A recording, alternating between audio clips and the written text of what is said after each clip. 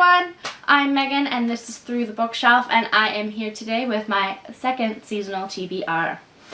Back at the beginning of summer, I decided that I wanted something that would guide my reading a little bit more, something that I could fall back on if I couldn't figure out what I wanted to read, but I also knew that a too structured list and a list that was too restrictive I would really quickly throw away, or I would make me stop reading altogether because I don't like being boxed in too firmly.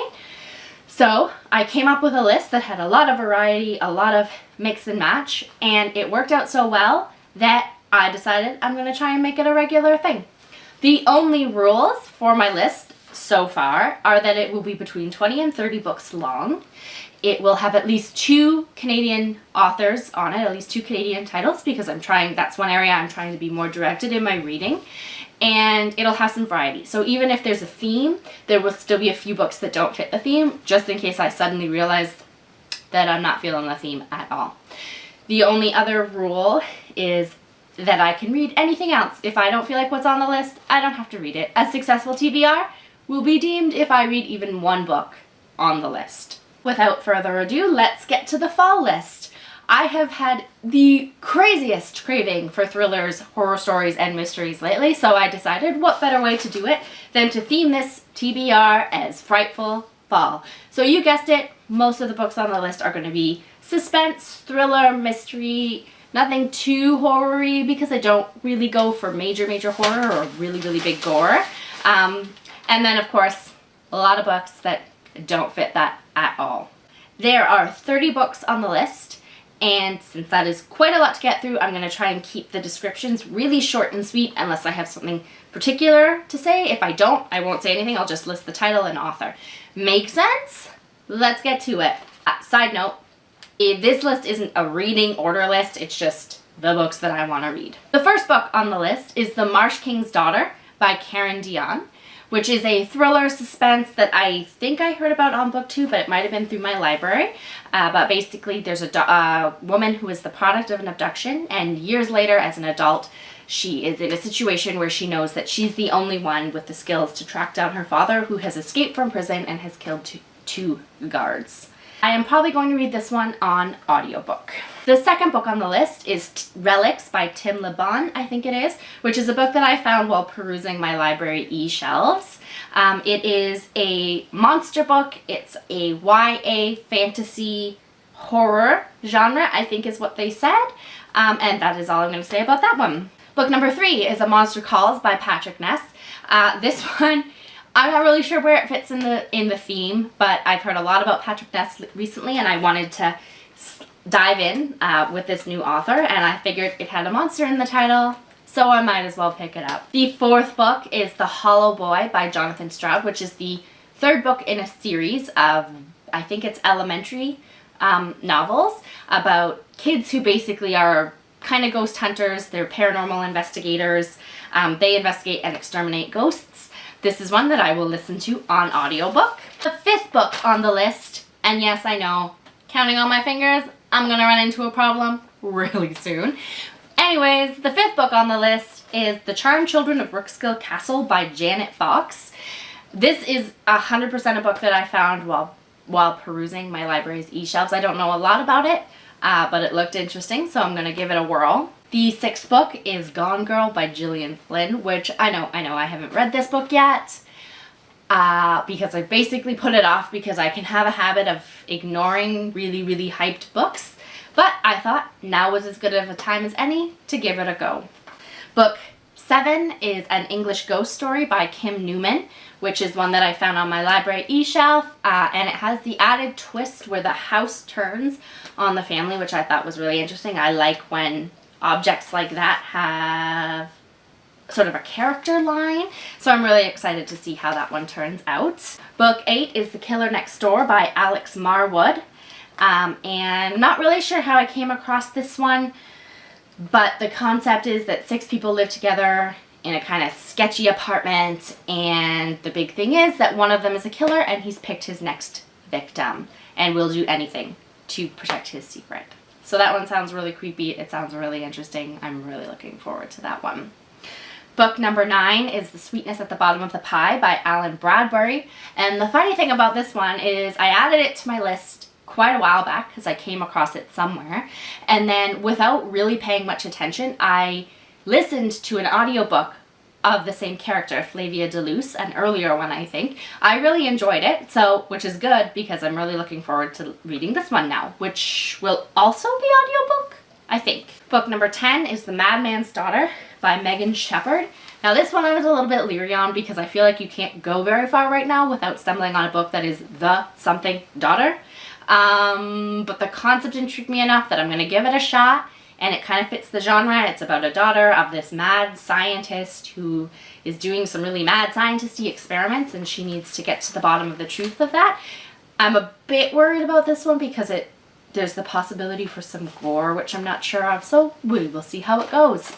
Book number 11 is The Shadow Cabinet by Maureen Johnson, which is another book on the you should have read this by now pile. But back when I read the second book, just before the third book came out, I was so upset by the ending that the book had to go sit in the corner for a while. A very long while, as it turned out.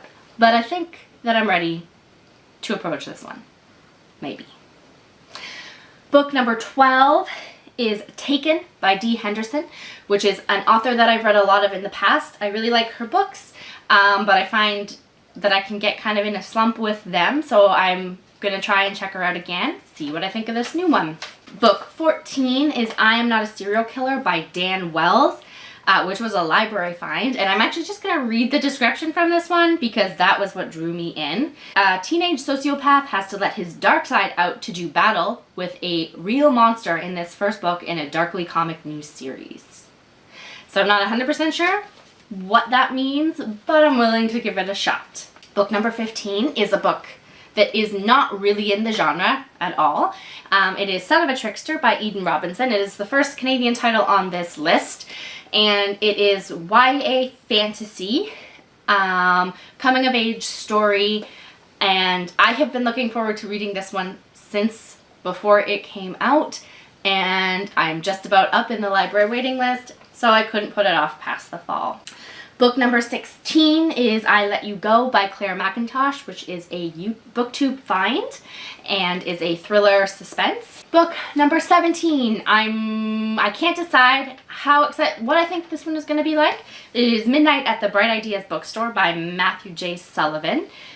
The concept kind of intrigues me, and I like the idea of any book that is set around a bookstore, but I'm not 100% on some of the points in it, so we will see how that goes. Book number 18 is a book by an author that I read pretty much everything that she writes. It's her first book outside of her main series, so I'm excited to see where she takes that. It is Two Nights by Kathy Reichs.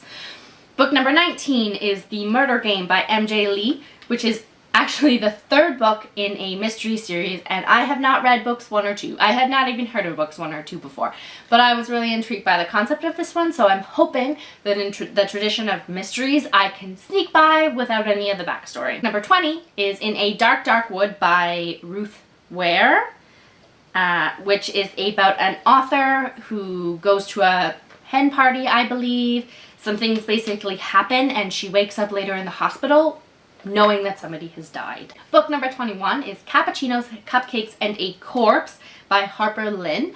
I don't think I've read anything by this author before, but it is in more the cozy mystery genre, which I have been loving this year. I love the lightness and the fun and the small business owner feel, so I'm looking forward to that one and listening to that one on audiobook. Book number 22 doesn't fit the theme either of this fall. It is Swimming Lessons by Claire Fuller. It's another book that I have been eagerly waiting to come up in the waiting list on. Book number 23 is Scarlet by Marissa Meyer, which doesn't really fit the theme either, but I'm kind of sneaking it by being like, it's kind of a monster book, sort of, maybe. Not at all. But I read the first book with my summer readathon, or with my summer TBR, and I'm looking forward to seeing how the characters change and develop and the new characters in this one. Book number 24 is Eleanor Oliphant is Completely Fine by Gail Honeyman, which, you guessed it, not part of this fall's theme. But I have heard so much about it that I can't put it off until the winter. It has to be read. so it might as well be on the list. Book number 25 is The Finishing School by Joanna Goodman, which sounds like it's not part of the theme, but kind of is, because it's about a woman who goes back 20 years later to the boarding school where something terrible happened, and she spends the book trying to get to the bottom of it. Book number 26 is A Darker Shade of Magic by V.E. Schwab, which again doesn't fit the theme. I have heard a lot about V.E. Schwab, more and more over the last couple months, and I just really want to give it a try, see what it's like. Book number 27 is Six of Crows by Leigh Bardugo, which is a thriller fantasy. I haven't read anything by Leigh Bardugo yet, and I know that I should start with the Grisha trilogy before I read this one, which I kind of want to do, but I kind of want to jump into this one, so I will see. Book number 28 is Still Mine by Amy Stewart, which is another Canadian author, my second Canadian author, and this one is a thriller suspense one. Book number 29, we are almost there, is When Dimple Met Rishi by Sandhya Marin, sorry. And this one is probably about as far as you can get from the theme, but again, I have heard so much about it that I am really excited to read it. And then finally, book number 30, I had a hard time figuring out what book to put in this slot, and I could have left the list at 29, but that just felt so incomplete. So I added M is for Magic by Neil Gaiman, which is a collection of short stories that kind of had a fall feel to it. The book of it looks a little bit, it's got a black cat on it, so it kind of felt Halloween, and that is one that I will be listening to on audiobook. That is the end of the list. Thank you so much for sticking with me through that whole long list. I am trying to figure out a way for winter to make it a little bit shorter. I don't know if you have any suggestions for that. Let me know in the comments down below. Maybe I'll just read titles. We'll see. I'm really looking forward to this list. I have been so excited to get into it. It has been everything I could do not to jump into the list for the last 2 weeks. I would love to hear down in the comments what you're going to be reading this fall. Are you going to read any thrillers or suspense? Are there any books on this list that you plan to read or have read? You can probably see a cat right now. Should probably lock her out for the next video. I would love it if you would follow me at my blog, where I will be updating my progress on this reading journey throughout the fall. If you have enjoyed this video, I would love it if you would give me a thumbs up, and if you want to see more of my adventures through the bookshelf, hit that subscribe button, and I will see you next time. Happy reading!